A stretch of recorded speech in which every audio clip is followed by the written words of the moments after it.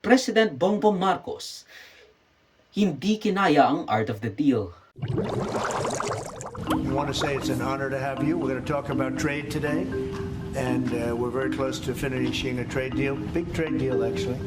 And we do a lot of business with you. It's a lot of income coming in for both groups. But I was surprised to see the kind of numbers. They're very big.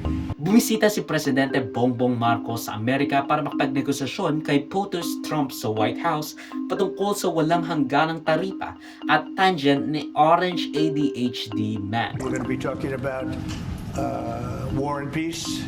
They're a very important nation militarily, and we've had some great drills lately. We're back with them. I think I can say that the last administration was not getting along with them too well.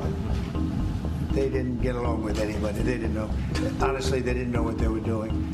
But we have some fantastic military relationships with the Philippines, and that's been reinstituted. And they're going to get bigger under what we're doing and what we're proposing.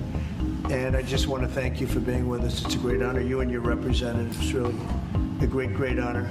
We have a big announcement. AstraZeneca, the big drug company, is going to spend $50 billion. Just announced $50 billion in the United States. So first off, ano nga ba ang tariff?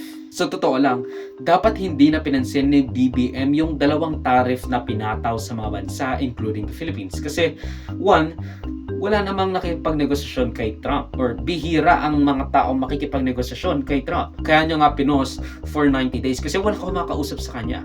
Kaya niya pinost yun kasi again, tataas lang yung inflation sa bansa niya. At saka, bakit tayo papatungan ng tariff kung binigay na natin sa kanila ang lahat? Like, ginawa na tayong tuta. Pero pinatawan pa rin tayo ng taripa. Hindi ba parang unfair yung ganun? Bigyan na natin sila ng base militar na nakalagay sa Pilipinas.